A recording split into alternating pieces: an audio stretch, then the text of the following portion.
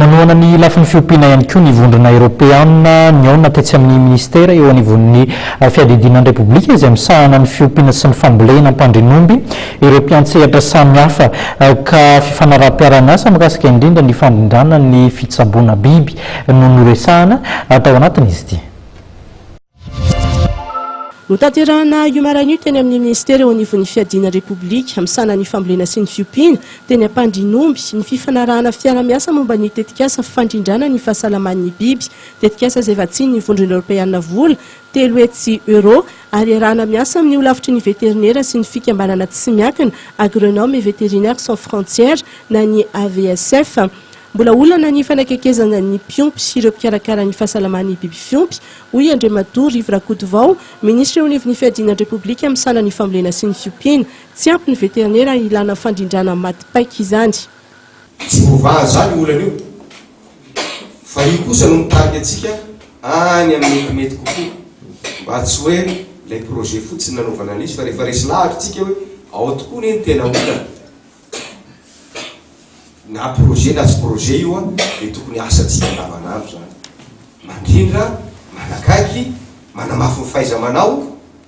ary ny fanaovana an'izany asa zany ho asa masofolontsika anatin'izany masovolona no toevianao anatin'izany karo ny fahaizanareo zany fa laivo am'rary ny vola azo ampijaliana mpiaramonina amintsika fa marary le tontolo ambany voatritsika tsy manana feo loatra ireo tsy mahay miresaka manao amin'ny progazety akory reo lafa misy manao ihany izy amin'ny fotoana zao tena tsara mihitsy aleo ho teneniny rehefa misy tsy mety kosa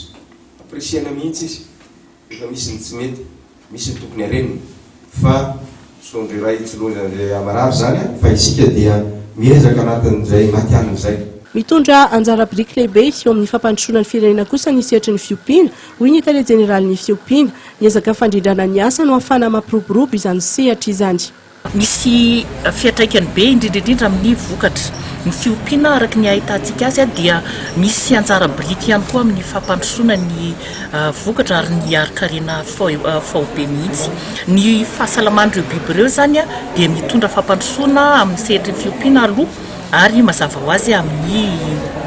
fampandrosoana Madagasikara ka izay nahatonga ny ministera nanao laharam-pahamehana ny fanaovana an'izay fandrindrana ataoko dikateny mazava izy hoe harmonisation anjara asan'ny ministera izay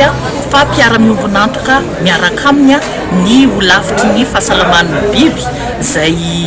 tompon'antoka amin'izay fahasalamana izay indrindrindrindra. Hatreto dia veterinera misy 370 no miasa manerana ny Madagasikara any amin'ny firenena mandroso ho an'ny la Frantsa dia mahatratra hatramin'ny 7 arivo sy iray alina ireo veterinera.